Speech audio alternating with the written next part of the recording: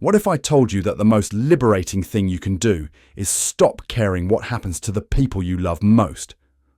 What if the path to real power runs directly through the people closest to you, and the only way to walk it is to stop viewing them as sacred and start viewing them as negotiable?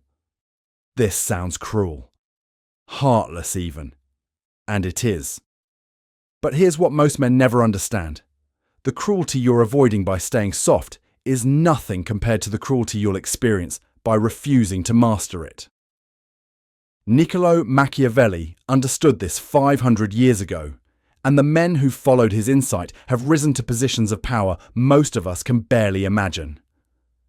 The men who haven't, they've been trampled. This isn't philosophy. This is the operating system of the world. And if you're still running sentiment as your primary drive, you're already losing. Most people read Machiavelli and think he's just telling you to be a bastard. Backstab people. Lie without conscience. Crush your enemies. Congratulations, you've missed the point entirely. Machiavelli wasn't describing evil for evil's sake. He was describing power as it actually operates when sentiment is removed from the equation. He was a political observer, a scientist. He watched how power actually moved through the world, separate from how people said it should move. He watched princes rise and fall. He watched states crumble and empires grow. And what he discovered terrified religious institutions for centuries because it was impossible to argue against. It was demonstrably true. Not because it was moral, but because it worked. Machiavelli wasn't trying to tell you how to be a good person. He was trying to tell you how the people who actually wielded power were thinking. And that's the crucial distinction. Most philosophy tells you how you should think. Machiavelli tells you how the winners think. Different thing entirely. If you want more breakdowns like this, hit like and subscribe. Here's the uncomfortable reality Machiavelli laid bare. Love, loyalty, trust, family bonds, shared history, moral obligation. None of these things actually matter when material interests collide. You can believe they matter. You can build your entire life around their importance. You can teach your children that family comes first, that loyalty is sacred, that love transcends all obstacles. And then reality will show you exactly how much those beliefs are worth when stakes get real. They're worth nothing. Zero. A man will sacrifice his brother for power. A mother will betray her children for security. A wife will hand over her husband's secrets for protection. These aren't evil people committing atrocities. They're ordinary people choosing survival over sentiment, and the only thing that separates them from you is that they finally accepted what Machiavelli knew all along. People are not reliable. Relationships are not solid. Love is not a force that determines outcomes. Resources are. Leverage is. The cold calculation of who needs you and who doesn't. The men who understand this and act on it, they build empires. They navigate politics with surgical precision. They make decisions that ruthless men twice their intelligence can't stomach. Because they've removed the noise. The emotional noise that clouds judgment. The sentimental noise that makes you hesitate. The familial noise that makes you consider whether your move will hurt someone you care about. Remove that noise, and suddenly you can think clearly about what actually wins. Let me be specific, because this is where most people get lost in abstraction. Imagine you're in a negotiation. Real stakes. Your company needs to cut costs, or it goes under. The easiest efficiency comes from eliminating a department. That department is run by someone you've known for 20 years. You've had dinner at his house. You know his kids' names. You've lent him money when he struggled. He's loyal to you. He's trusted you. And now you have to choose. Do you keep him on, absorb the inefficiency, and watch the company collapse, potentially destroying your ability to support your own family? Or do you cut him loose, feel nothing about it, and survive? Most men feel the weight of that choice. They agonize. They look for third options. They lie to themselves that maybe they can save the company and save him. Machiavelli would laugh. There is no third option. There are only two paths. You choose sentiment and collapse, or you choose cold calculation and survival, and only the second one actually wins. But here's where people misunderstand Machiavelli so completely. It's not that you should be cruel to the friend, it's that you shouldn't consider his feelings in the decision at all. See the difference? Cruelty requires malice, intention, the desire to harm. What Machiavelli is advocating is something far more sophisticated, pure, emotionless utility. You don't hate the friend, you don't even dislike him. You simply recognize that his continued employment is incompatible with your interests, so you eliminate it cleanly, without drama, without apology, without the pretense that you're reluctant. Because the moment you apologize, the moment you express regret, you've poisoned the relationship further. He knows you chose survival over him. The apology just makes you look weak on top of it. This is actually brutal kindness. It respects the situation for what it is. It doesn't pretend there's some other outcome available. You cut him loose, and he can move forward knowing exactly where he stands. He can save his dignity by accepting the reality rather than wasting time hoping you'll find another way. The cold move is sometimes the merciful one. This is what separates the men who actually build power from the men who talk about wanting it. The cold-blooded men don't seek approval for necessary decisions. They don't ask permission. They don't agonize publicly. They decide, they act, and they move forward. And yes, sometimes people they care about get hurt. That's the cost. That's always been the cost. But only the men willing to pay it actually rise. Now here's where this gets truly dangerous. Because once you start thinking this way, once you really internalize that people are essentially tools, that relationships are leveraged vehicles, that love is a useful emotion in other people but a handicap in yourself, everything changes. You begin to understand why the most successful people often seem slightly inhuman. They're not acting. They've actually shed the thing you're still clinging to. The belief that your personal connections matter more than your objectives. Look at the CEOs who've built empires. Look at the politicians who've held power for decades. Look at the crime bosses who've built organizations that function like machines. They have one thing in common. They've divorced themselves from sentiment about the people around them. They're cordial. They can be charming, but they're not tied. When you're not tied to people, when you don't need their approval, when you don't fear their judgment, you're free. Actually free. In a way that most men never experience because they're constantly managing how others perceive them. The cold-blooded man doesn't manage perceptions. He shapes reality, and people's feelings about it are irrelevant. This is where the teaching becomes practical. If you want to develop this capacity, you have to start small. You have to practice detachment in low-stakes situations until it becomes your default. You have to catch yourself when you're about to apologize for a necessary decision and force yourself not to. You have to notice when you're considering someone's feelings in a business decision and consciously remove that consideration. You have to watch your instinct to be liked and suffocate. Scheint to chase. Wessere. Desmineg. D. W. Yui.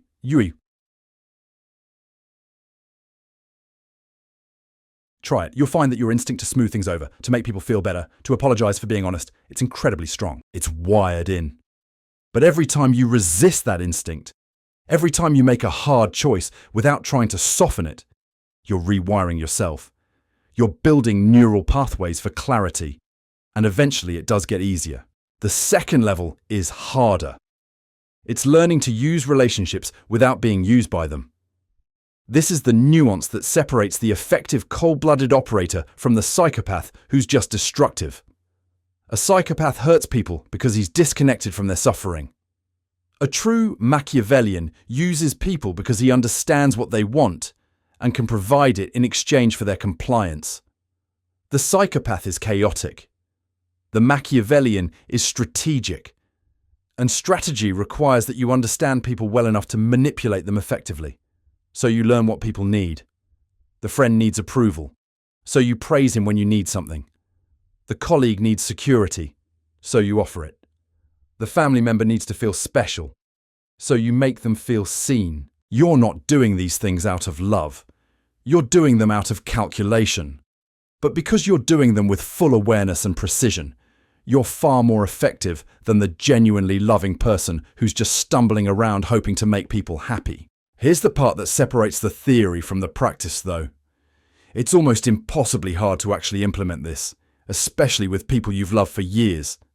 Your brain is wired for attachment.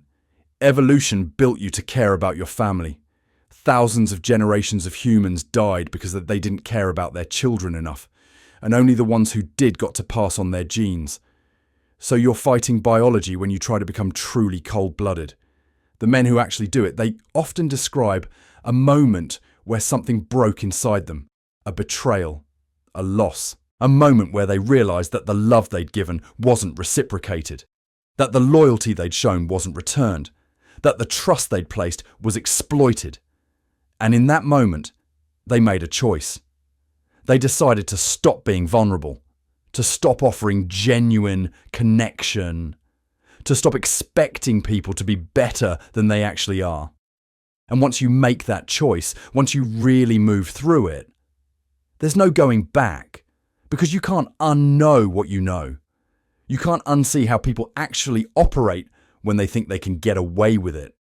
The cost of this transformation is substantial, and it's important to understand what you're actually trading away. You gain power? Yes. You gain freedom from the constant anxiety of wondering if people approve of you. You gain the ability to make hard decisions without being paralyzed by guilt. You gain the strategic advantage of seeing people clearly instead of how you want them to be. But you lose something too.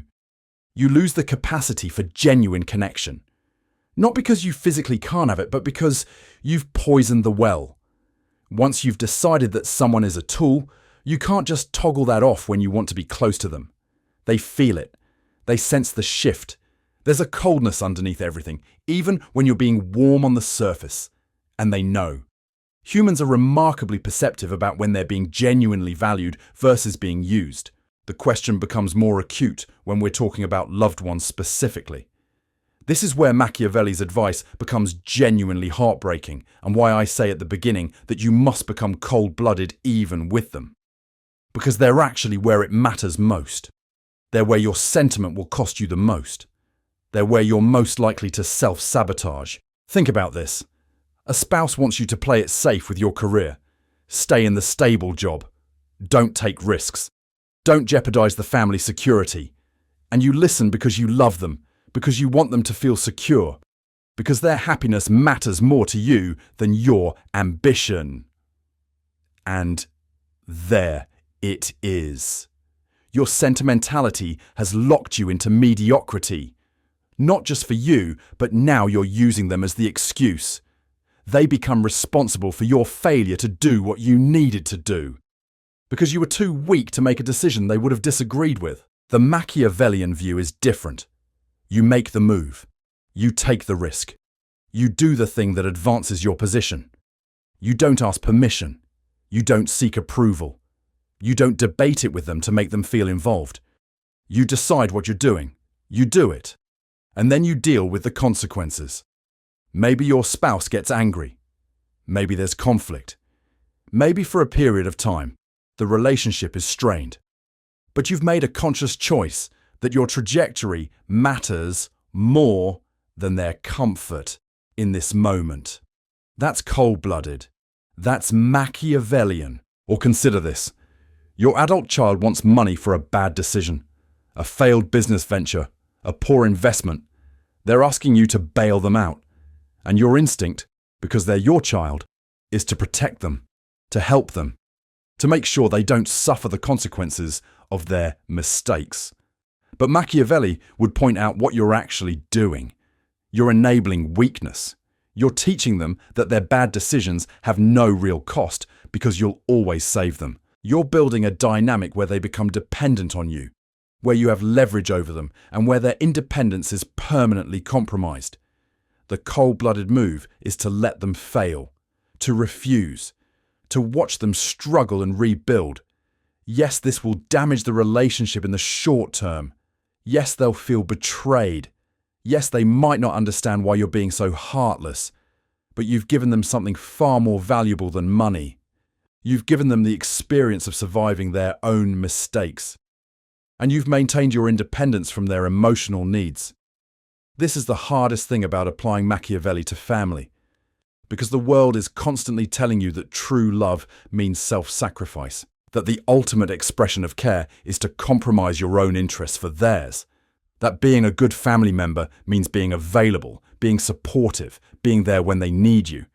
And all of this is true if you want to be loved. But if you want to be powerful, it's a trap. Because people will take everything you're willing to give and then resent you for not having more to give. The men who've actually mastered this, they maintain relationships with family. But those relationships are fundamentally different. They're based on utility. I stay in touch with my mother because it's practical to maintain that relationship, not because I'm desperately trying to earn her approval. I help my sibling when it serves my interest to do so, but I don't sacrifice my own advancement to prop them up. I love my children, but I teach them that my success and my focus on my own objectives is not negotiable. Some of this lands okay, because there's an economic benefit they enjoy. Some of it doesn't. Some of my family members believe I'm cold, selfish, ambitious above all else. And they're right. And I don't care what they believe, because their belief doesn't impact my results. That's the freedom. That's what Machiavelli gives you when you really accept his teaching. The ability to stop performing the role of the good family member and just be strategic about what family actually means. You can love them without needing them. You can care about their welfare without sacrificing yours. It's a different relationship than what most people experience, but it's also more stable because it's built on reality instead of pretense. This brings us to the terrible paradox at the heart of Machiavelli's teaching. The people who are closest to you, the ones who could hurt you the most, are also the ones you have the most leverage over, because they care about you, or at least they've been conditioned to care about you. They've been told that family is sacred. They've internalized that they're responsible for your well-being. And they're also the ones who are most likely to compromise themselves trying to maintain a relationship with you. So if you're truly cold-blooded, if you really understand the game, you can take advantage of that. You can use their love against them. You can extract compliance by threatening withdrawal. You can shape their behavior by controlling your affection. This is where Machiavellian thinking becomes genuinely malicious if you're not careful. But here's what separates the effective strategist from the person who's just being a bastard. The effective strategist understands that completely destroying your family relationships doesn't serve any strategic purpose. There's value in maintaining some level of trust and connection, because you might need them, and they're more useful to you if they still believe the relationship is genuine. So you don't go all the way. You maintain the image. You provide enough warmth to keep them invested. You drop enough kindness and affection that they still think you care, while actually making sure that your own interests remain paramount. You love them in the way you love a useful tool. Not with passion, but with appreciation for their utility. I know this sounds horrible. It sounds like I'm telling you to become a monster, but monsters are usually discovered. They're usually caught or exposed or eventually overthrown. The truly effective cold-blooded operators maintain relationships because it makes them safer, because people protect what they think they have a share of, because humans are cooperative creatures if they believe they're being treated fairly, even if they're being manipulated. So the teaching isn't to burn every bridge and destroy every relationship. That's not Machiavellian. That's just destructive. The teaching is to stop being controlled by sentiment, to make decisions based on what actually serves your interests rather than what feels loving or loyal, to use the bonds you have as leverage points rather than anchors, to maintain the appearance of connection while preserving your own independence. The challenge, the real one, is that once you've started down this path, Once you've tasted the power that comes from removing sentiment from your calculations, it becomes very hard to stop. Men report that they start seeing everything through a Machiavellian lens. Every relationship becomes transactional. Every conversation becomes an opportunity to gather information or build leverage. Every moment of connection becomes calculated. And some men find this liberating. Others find it hollowing. The relationships continue, but they're empty. They're going through the motions with people they once genuinely loved, but now they're just managing those relationships like they're managing assets. And there's a loneliness in that, even if you've gained the power. So here's my challenge to you. Before you commit to becoming cold-blooded with loved ones, before you start implementing this strategy with the people closest to you, I want you to ask yourself honestly, are you doing this because you understand the strategic necessity of it? Or are you doing this to justify your own cruelty? Because there's a difference. A cold-blooded strategist makes calculated moves when it serves his interests. He's not cruel for the sake of cruelty. He's not harsh because he enjoys inflicting pain. He's efficient. But a lot of men convince themselves they're being Machiavellian when really they're just being cruel and calling it strategy.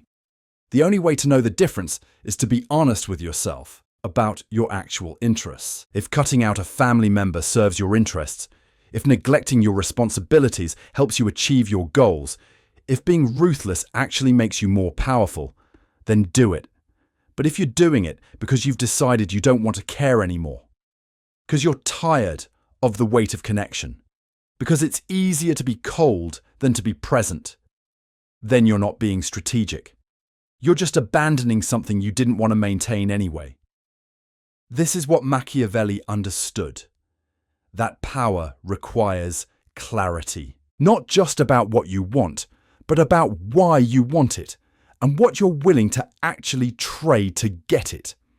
And the men who rise to real power, they know the answer before they start. They know exactly how cold they're willing to be, and they know exactly what they're willing to lose to gain it. They don't romanticize it. They don't pretend it doesn't cost anything. They know what they're doing, and they do it anyway. So the question is, are you ready to know what your actual interests are? Are you ready to make decisions based on them instead of sentiment? Are you ready to look at the people you love and decide whether they serve your advancement or hinder it? Are you willing to treat that assessment as the basis for how you interact with them? These are real questions, and they don't have easy answers. But until you answer them honestly, you're just playing at Machiavellian thinking. You're just romanticizing power while you're still a slave to sentiment. The men who actually understand this teaching, they don't need to advertise it. They don't need to tell you they're cold-blooded. You just feel it. There's a clarity in them, a purposefulness, a refusal to be moved by guilt or obligation. They move through the world doing what serves them, and they do it cleanly. And yes, people get hurt. Yes, relationships fracture. Yes, there's collateral damage. But they're not crying about it. They're not seeking absolution. They're just moving forward. This is your challenge. This week, I want you to identify one person in your life, preferably someone you love, and ask yourself honestly whether this relationship serves your advancement or hinders it. Not what you wish it were, not what it could be, but what it actually is right now. And then ask yourself whether you're willing to make decisions that might damage that relationship if it serves your interests. If you can answer that question honestly, you've taken the first step toward understanding what Machiavelli really meant.